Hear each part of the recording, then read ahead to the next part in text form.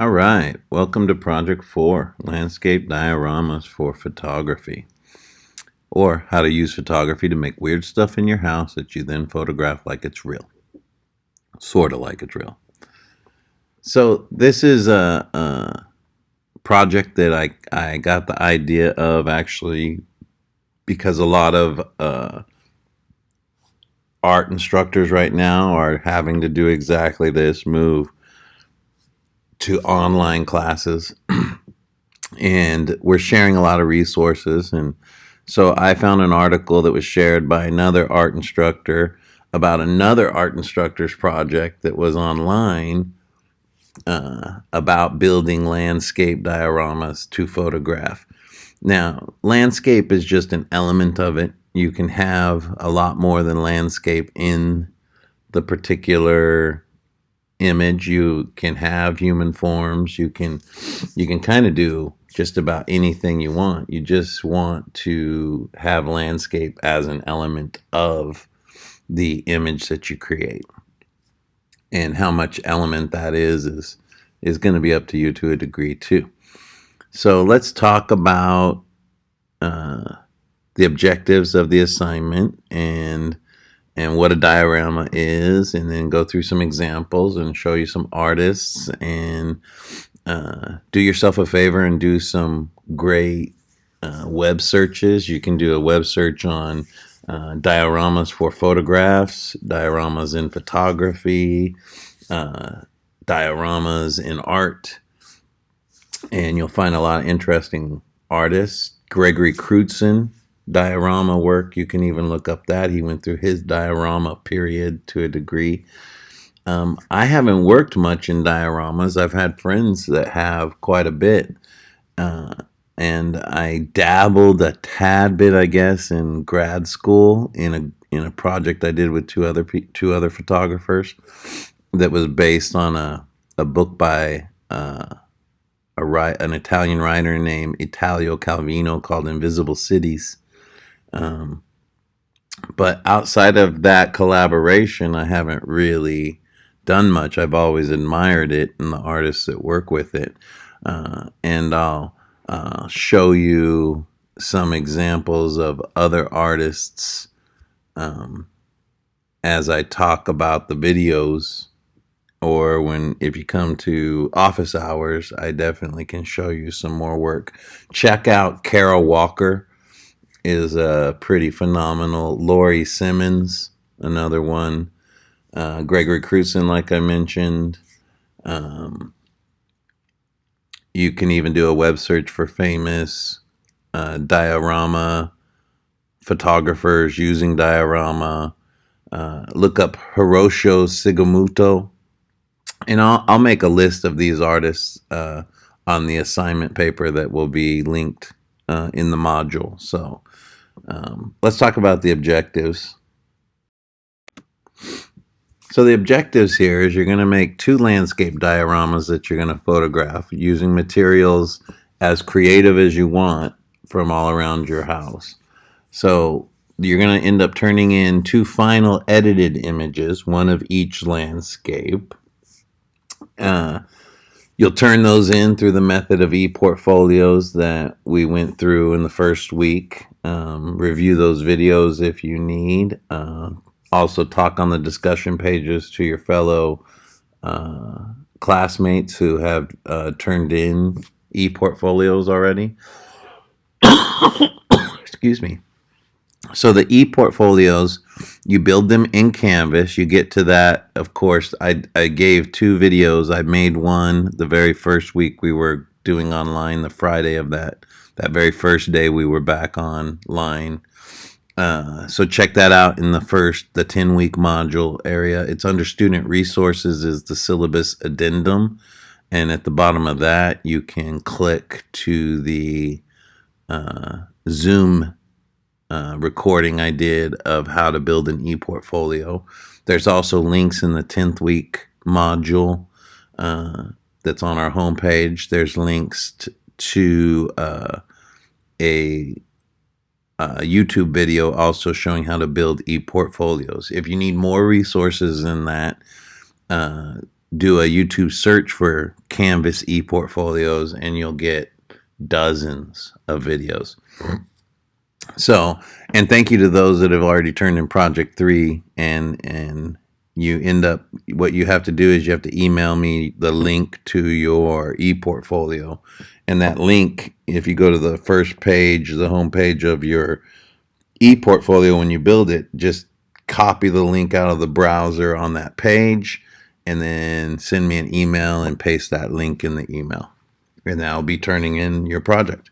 And then you can add to that same ePortfolio over the rest of the semester, and then I can go to that same link each time, or you can email me the link to see your next project. So these will be turned in as the next sections that you create in your ePortfolio.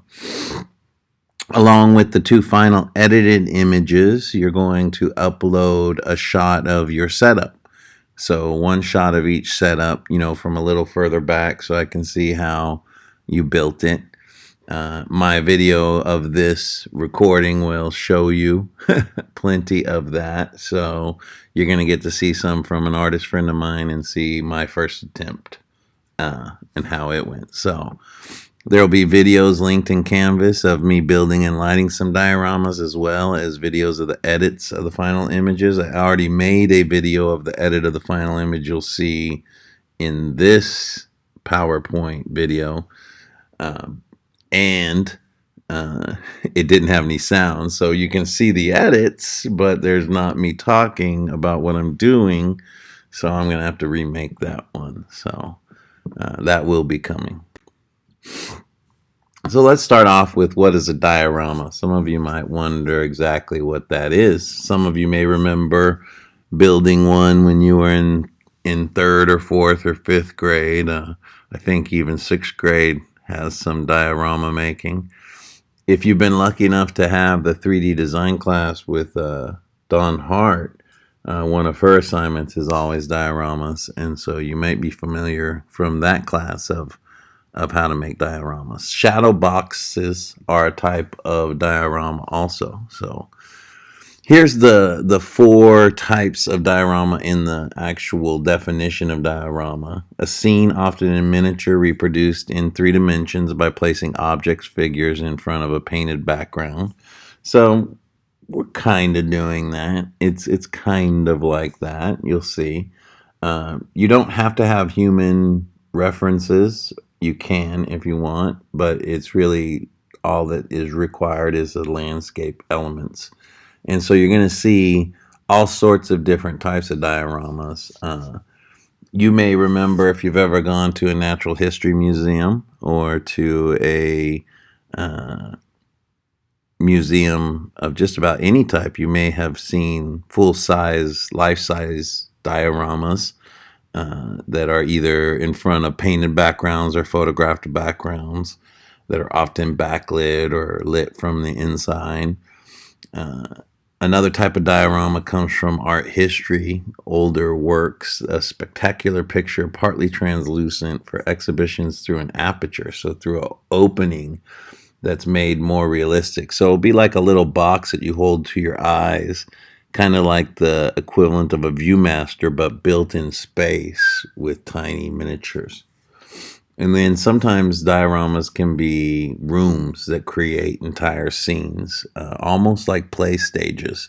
In fact, a stage set in a play is a very large diorama. So think of all those different ways that diorama is used, and really find your visual way of displaying it. So let's look at some of the ones that you might have made as a youngster, or if you have kids, you might have helped make as an adult, because let's face it, we often end up doing a lot of that with our kids to help them.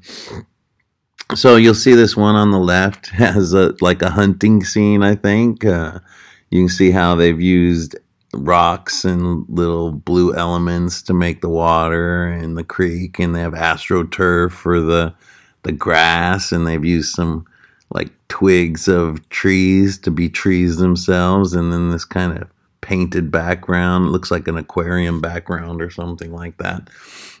Really clever way to build a diorama. Now, if you can imagine just photographing now with your phone or your camera sections of this, perspectives, angles that you can take that kind of make little visual composed elements that shoot through the space of that diorama. So you might photograph, you might go up from the side lower looking up towards, from the perspective, you might go from the perspective of the hunter and shoot from there towards the bear. You might shoot across the space of the water to get some depth of field towards the bear. All sorts of different ways you might isolate elements of that diorama photographically to make an image. And then here in the desert scene, you can see how they've used the background elements and then built in space elements as you come forward, using kind of dirt as the ground and elements of cacti and such. And if you can imagine now isolating an element of that, maybe shooting low at the cactus up towards the sun with your phone or your camera, and either focusing on the sun itself and letting the cactus come out of focus, or on the cactus and having some loss of focus as it goes towards the sun. Because when you're getting your phone really close to an object to photograph it, you'll get some natural depth of field loss or some shallow depth of field as a result. And of course, the same with your cameras too, because depth of field works in three different ways. It's primarily through the aperture that we've talked about, and the size of the aperture. When the aperture is really large opening, then we get really shallow depth of field. When the aperture is a really tiny opening, like squinting our eyes, we get great depth of field. So if we focus on the cactus with a little aperture, we're going to see the sun in perfect focus too. We focus on it with a large aperture with our camera, then we'll start to see focal quality drop off as space gets greater. So the other two elements that affect depth of field are how close to the object we physically are when we focus. So the closer we are, the more loss of focal quality we'll get past where we focus. And then what type of lens is being used. If it's a wide angle lens on your camera, or if it's a telephoto lens. Telephoto lenses create shallower depth of field. Wide angle lenses create greater depth of field. So here we have some images of full-size museum quality dioramas. Like you can see the moose here are pretty near life size, a little smaller, but visually stunning to the viewer. And then we have often historical or cultural contexts to different dioramas. And then here on the bottom, I threw in some images of humans working inside those dioramas to give you an idea of the scale that some of these go at. And that's another career actually that you can get in the arts, is everything from window display creation to full museum diorama builds. Those production methods that are almost akin to scenery production in the art, in the theater, both of those jobs are jobs where the arts can take you towards careers. So it's interesting, if you got a bug for diorama building in some way, there's an end where that goes in the art world. And pretty cool, all the different avenues that creativity is used. Everything from the STEM classes, because engineering, how you engineer something and how you can improve the engineering of something is itself a creative endeavor. One contemporary example is with respirators.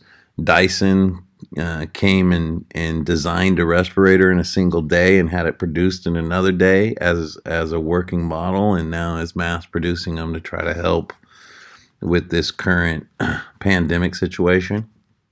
So creativity is vital in just about all your career paths that you might be on. So here's an artist that's really interesting.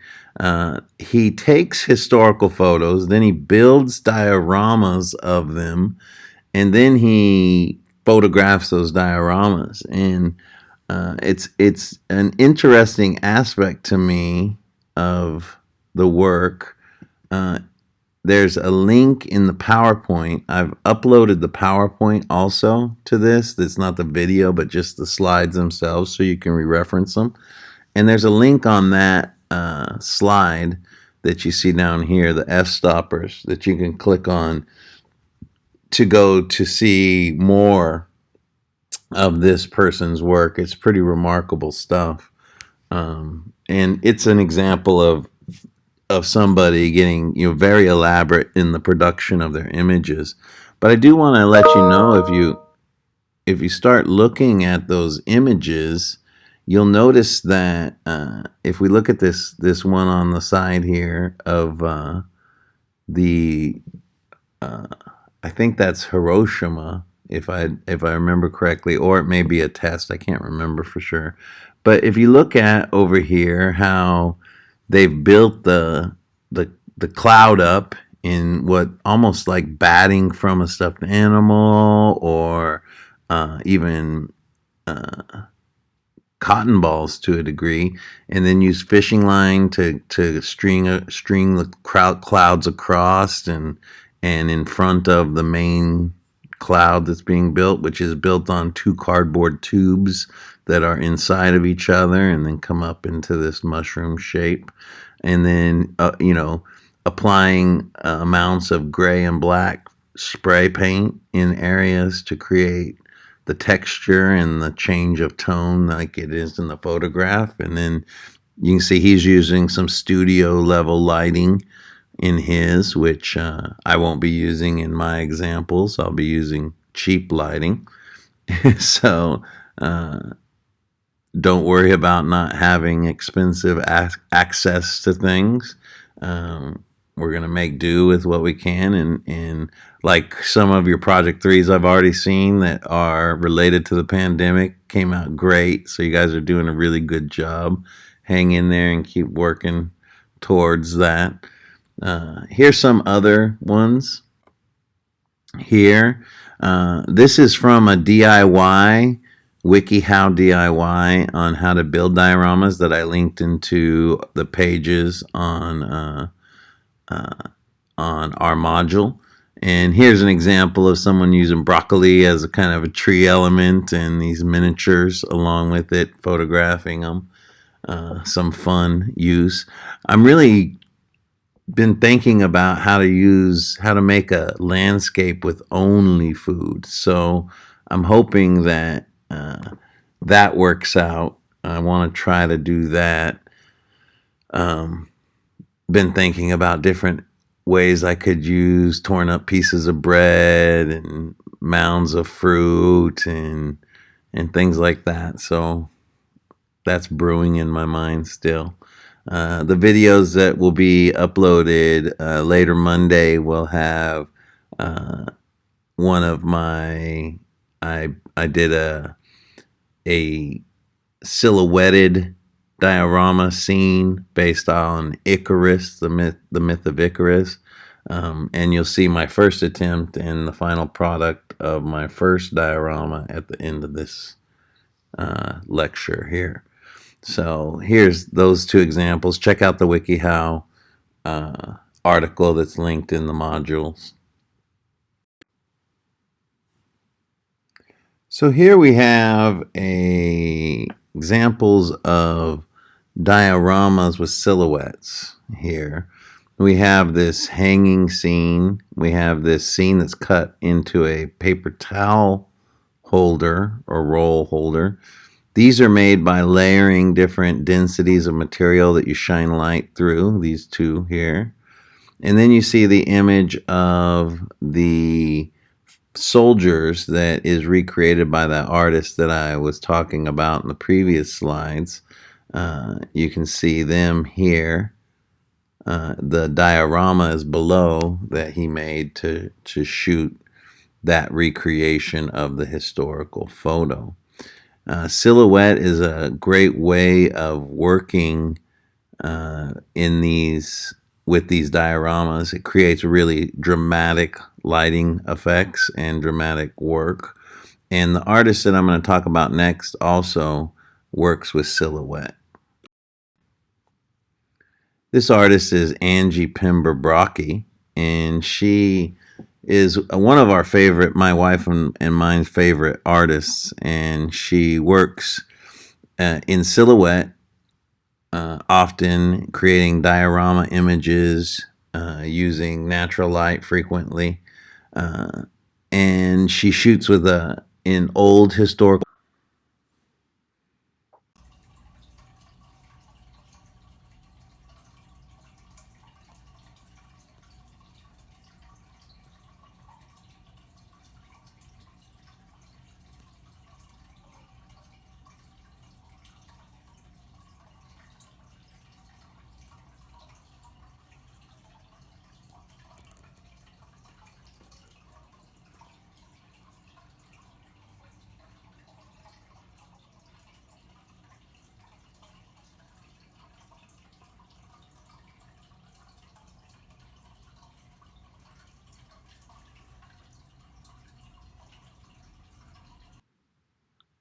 All right, here we can see her setup.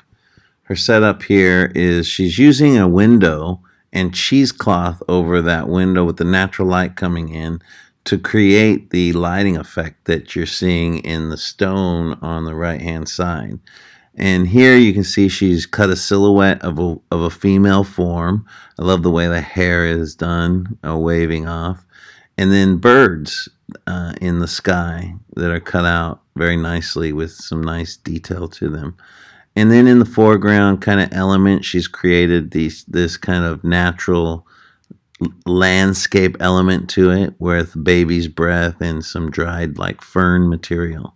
So very simple setup, but visually striking. And Angie herself is a photo jewelry artist. So she creates jewelry objects with photographic elements in them. Here you can see she's printed the photograph that you see in the setup there onto the back of a quartz. I believe this is using a wet collodion method of printing. You remember that we talked about that from the 1860s. And she also uses ambrotype, I think, which is like a daguerreotype to a degree, but on a glass surface that's then placed against a dark surface. You'll see one of those in a future slide for the dark element. So she then sets these into jewelry pieces, like you'll see coming up and in the last slide. We've collected her work for a little while. The first piece that I got of hers was a piece that my wife I had commissioned for when we got married. It was a maritime theme that was printed on a sapphire, and that image and that piece was then set in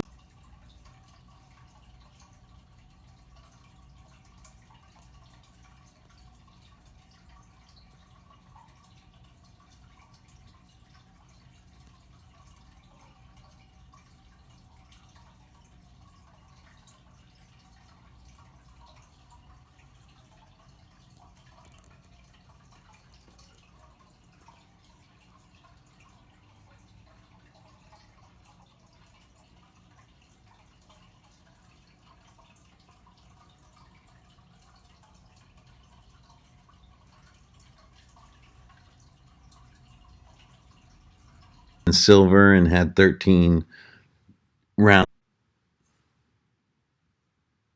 Here we have another setup that you can see still working with cheesecloth in the window to create the light. And you can see how the she's using, I think that is floral foam at the bottom, then pressing in the plant materials, and then those crazy kind of crazy going off sticks to create an element.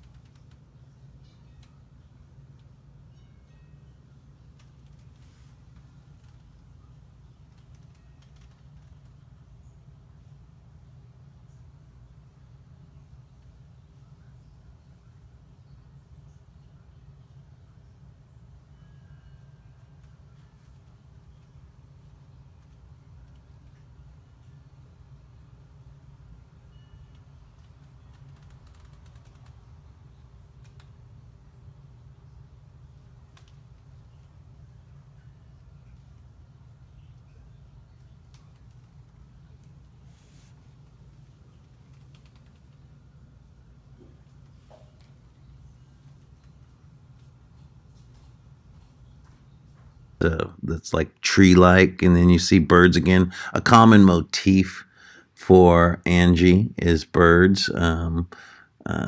She even has some really nice pieces that have ravens in them, and some beautiful imagery of different bird uh, types. And so you see here, she's printed onto a stone a kind of square.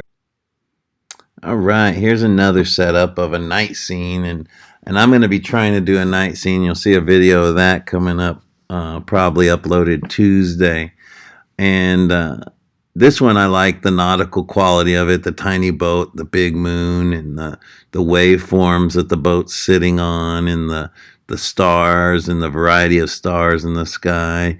It's got a whimsical kind of fairy tale quality to it that also has a nice photographic quality to it. Notice how she's using a dark blanket with some sheen on it to create these kind of frontal waveforms, and then the larger, darker waveforms that the boat sits on in the middle. She's creating nice foreground, midground, background elements, even in a really shallow space with these methods. And these are good examples of how you can build creatively these different scenes, these landscape quality scenes.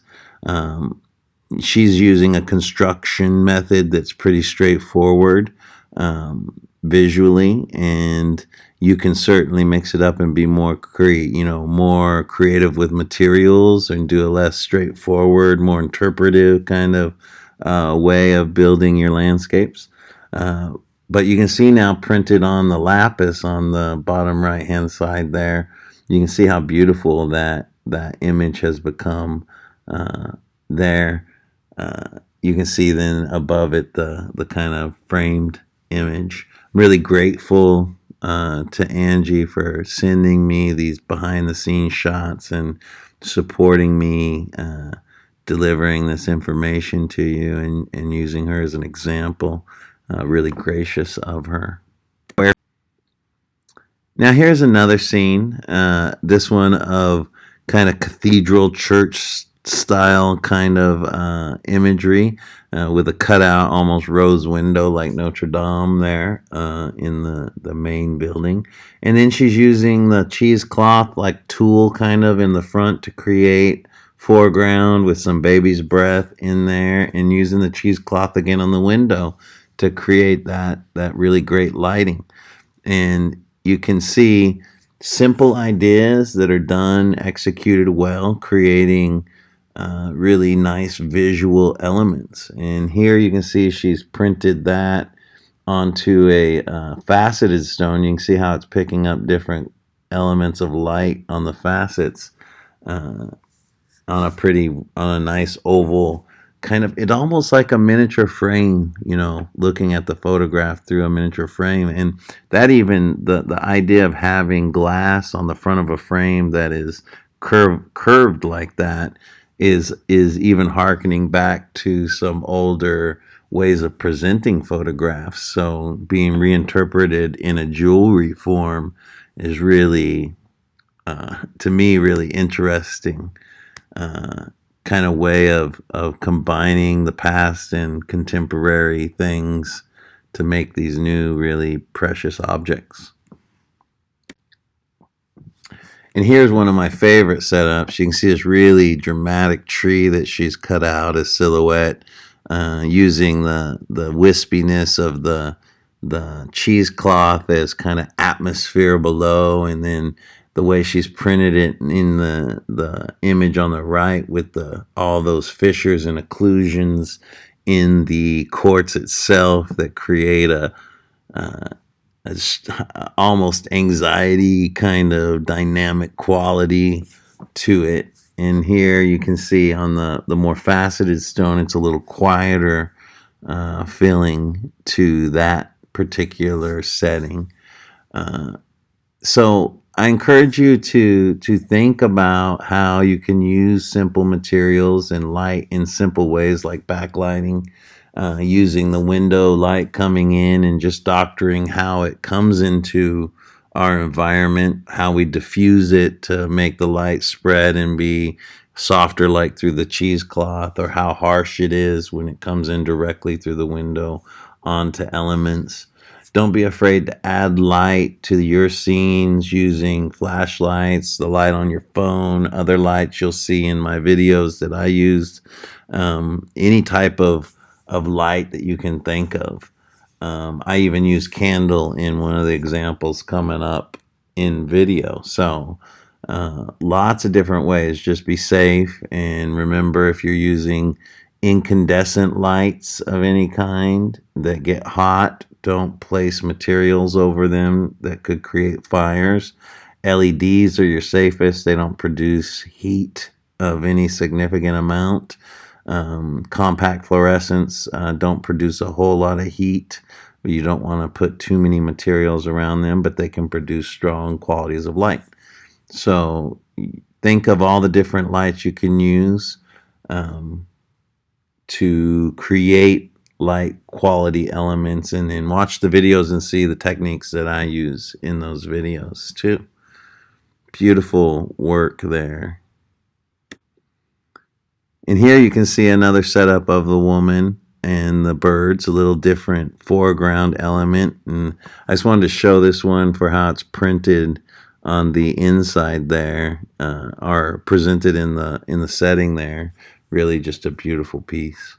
And I recommend you can search Angie Pemberbrocki on a Google search and see a lot of her work. You'll even see some of the pieces my wife and I own pop up there, and especially the one that was commissioned for her, for our wedding together. That one comes up on a search. And check out her Etsy, and you can get that from her social media, which you can check out also, Instagram and Facebook. And I promote her. I hope that she continues to make great work. She's a mom and a wife, and she still puts out a great amount of creative work. I'm always impressed with the amount of work that she puts out, and it can be a struggle to stay creative and keep working, especially now. So I hope some of her techniques of being able to work inside with some simple materials translates into some really creative work from you guys. So some notes to help. I've linked a bunch of articles into our module for this week, so check out those articles, as well as if you look at the PowerPoint. I'll be uploading the PowerPoint itself to our Canvas, and also the movie that I create of this recording I will be linking, uploading and putting a link to on Canvas also. So check out all the articles and look at all the examples. Keep it, remember, some of these artists are really elaborate and have a lot of access to materials and spend a lot of time making these things. So we got time on our hands to some degree now, but time to actually be creative, not necessarily. So keep it simple. Try to be creative with the materials that you used as parts of your landscape. For example, I was noticing that chips can make some incredible sand-like material. Use a cardboard box with some depth in it to build your diorama so that you can create it in space as it goes back. You can cut the bottom out of the box to create a shadow box that light can come in from the back if you want. You can cut out shapes like moons from the box and make a box for each diorama. You could cut out different light beam shapes and then put wax paper over it and then let light filter in through that, or cheesecloth like Angie used. Lots of different ways, and I'm available on my office hours, of course, for you to hit me up and ask for suggestions or bounce ideas off of me. Monday, Wednesday, Friday, 10:30 to 12. Make sure you look at the announcements to get the links. The links for the Zoom meetings have to be copy and pasted into your browser I'm finding out as we're moving forward. So I'll remind you in those announcements to do that too. So let's take a look at my first attempt. I've decided that I want to try to do an ocean scene, which is my first attempt. A dirt and grass scene, which I'm still working on, a snow scene at night, which I'm working on, and the silhouette scene, which I finished, and the videos are being edited from now. So I gathered a lot of materials, and then I actually did take a trip to the dollar store using social distancing practices. Lots of great stuff at the dollar store. Go with an idea, or you'll buy way too much stuff, or you'll buy stuff that you don't need. So have some kind of idea of what you want to do. You'll see some ideas in what I do for the first one coming up here. So don't forget, though, that you can pull grass out of your lawn to be grass in your picture. You can get dirt from your yard. You can get rocks from your yard. You can build water out of blue construction paper. There's lots of ways to tackle this assignment, and your creativity is going to be one of your best friends in accomplishing this. So, and of course, as we're moving through this, there'll be a discussion coming up this week too that will have you taking some pictures of some things, but also have you sharing ideas for your dioramas or ways, materials you think you can use, anything to help each other out as we move through this time. And again, use my office hours for any ideas or questions that you have there. So let's take a look at my first attempt at the beach scene. All right, so here is how I started to build the box that I'm using to make my dioramas in. So I had some old picture frames I wasn't using. So I took those as kind of the front and back elements of my box. Then I have a bunch of old map board and poster board that I've had forever, and now it's coming in very handy. I use tape to tape the poster boards from the side to side of the two frames. That created my box form. To cover the back to create the effect of the light like the cheesecloth does in Angie's pictures, I actually cut a old pillowcase up and used that. I'm gonna try some with cheesecloth too. I think that makes a little softer effect. I lined the bottom with some boards just so I could have a little raised element above the bottom of those frames. And then I covered the top with a car reflector that goes in the front window cars. So that's my basic box that I'm going to be building things in. And so far it's worked well for 2 dioramas, and I think it will be fine for the others that I want to do. So now when we're photographing, I'll be photographing just an area of the inside of that box. So I won't be photographing the whole frame element that you see there. So I decided I'm going to make my beach scene. It's going to have some area that's like kind of land before beach, and then it's going to have water, and then I'm going to have some elements that kind of make it beachier, I guess I would say. So here I am, a little closer up. You can see I've been gathering things like old Christmas ornaments and stuff, and digging through all sorts of stuff in what you can see is my very crowded garage. I did this in my garage, and I did this kind of larger thing so I could show you better in pictures and in the videos of what I'm doing. If I were to work in a shoebox, I could show you to a degree, but to me, it's not as easy as walking around and talking. It would be a little more difficult for me to produce. But you can see I used this crepe paper, this paper that's used for fillers and baskets. as my land element. I mixed in a darker variety and some green to have some plants, and then I put some rocks.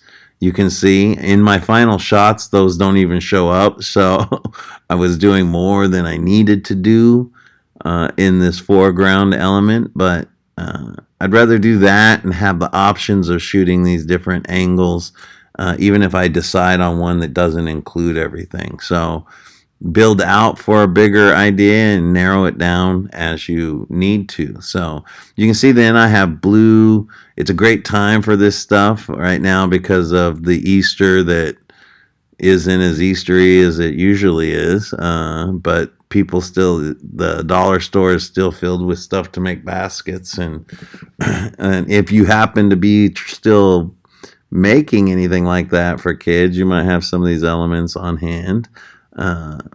So you can see I used blue kind of Easter eggy, Easter grass stuff as the water component. And so I'm going to add some other elements to it to make it a little more variety and a little more dramatic. So now I've added a little boat. I nestled that boat in some floral foam to keep it steady, and you can see how it sits, and it creates some kind of scaling to a degree to what's going on.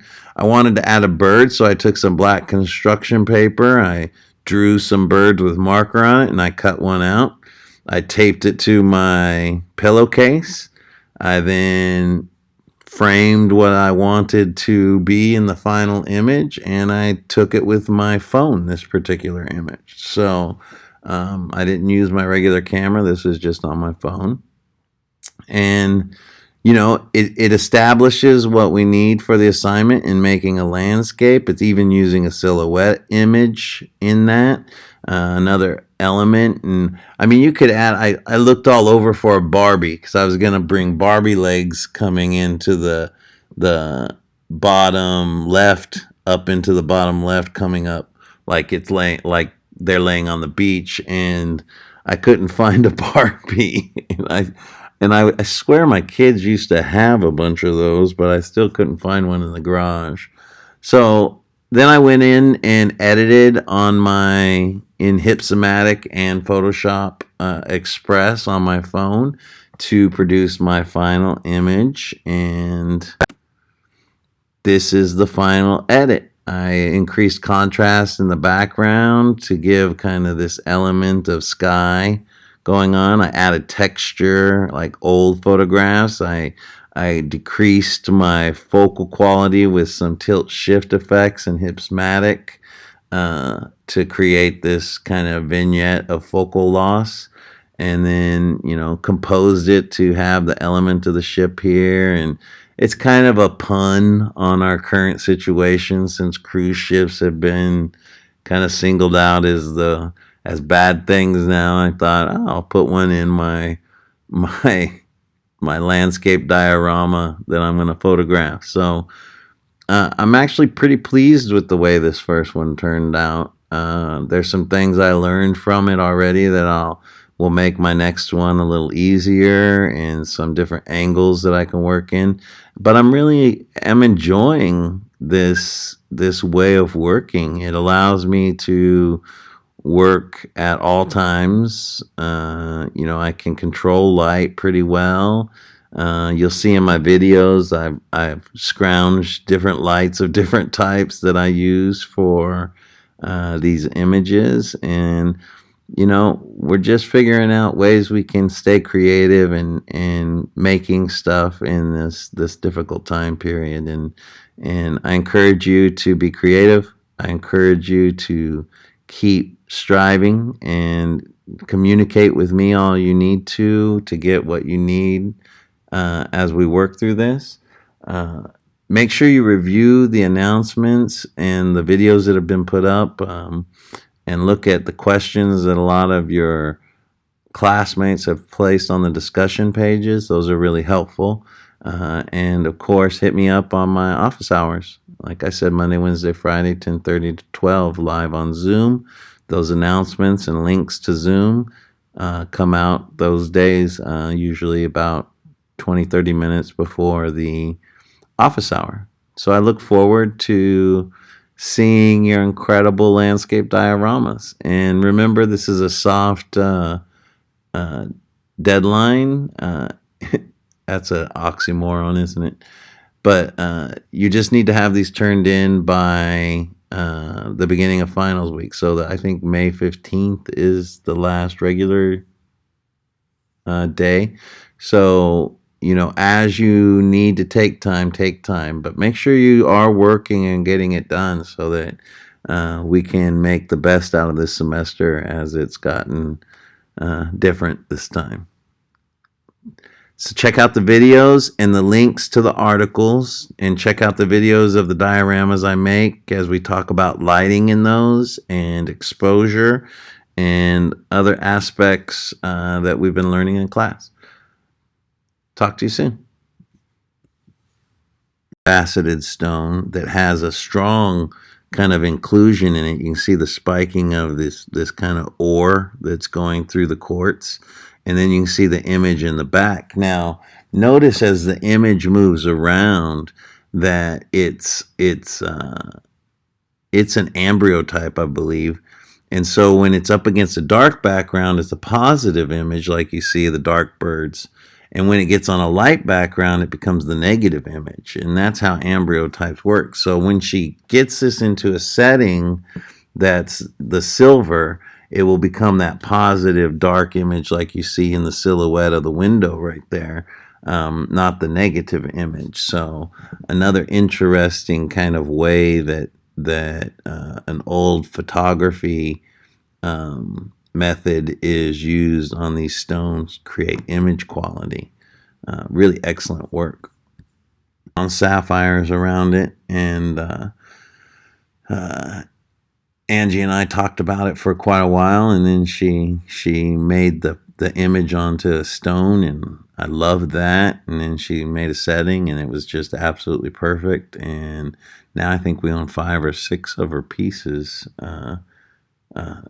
So quite a collection that we're accruing of her work. We're very fortunate to.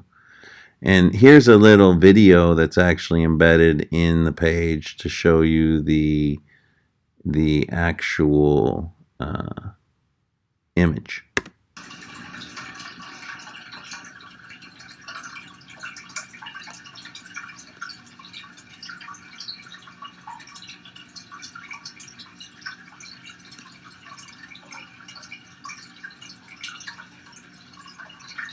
You can see the depth of it there and those natural fissures in the stone that create a nice kind of mood quality to the overall work.